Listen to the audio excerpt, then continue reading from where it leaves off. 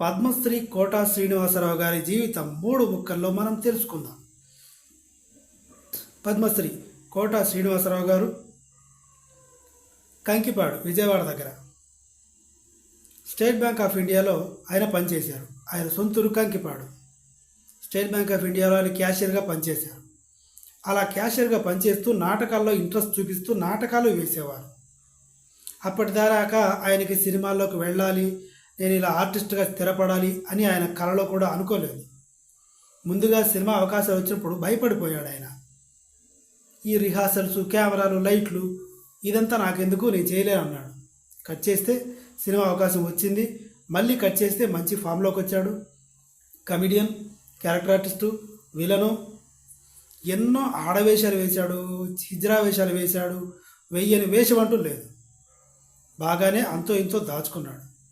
కానీ కొడుకుల్ని కూడా నటుల్ని చేద్దామనుకుంటే ప్రమాదవశాత్తు యాక్సిడెంట్లోనే వాళ్ళు పోయారు. బాగా కుంగిపోయాడు.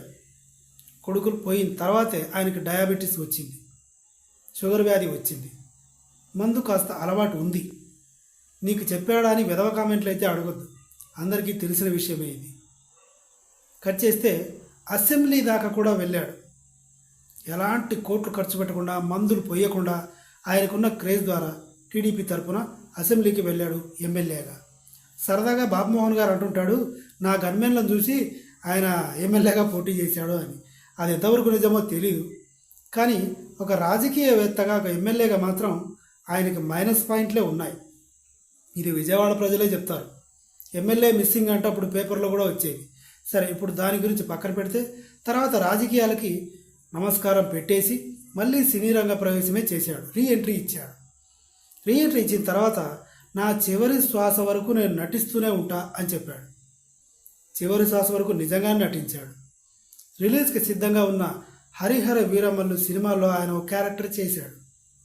పవన్ కళ్యాణ్ గారితో చివరి సినిమా. ఇంతకీ మొదటి సినిమా ఎవరితోనో తెలుసా? చిరంజీవి గారితోనే మొదటి సినిమా ఎంట్రీ. చివరి సినిమా పవన్ కళ్యాణ్ గారితో. ఇది చివరి వరకు నటించాలన్న కోరిక మాత్రం ఆయనకు నెరవేరింది. కానీ తన కొడుకుని నటుడిని చేద్దాం అనుకున్న కోరిక మాత్రం నెరవేరకుండానే పోయింది.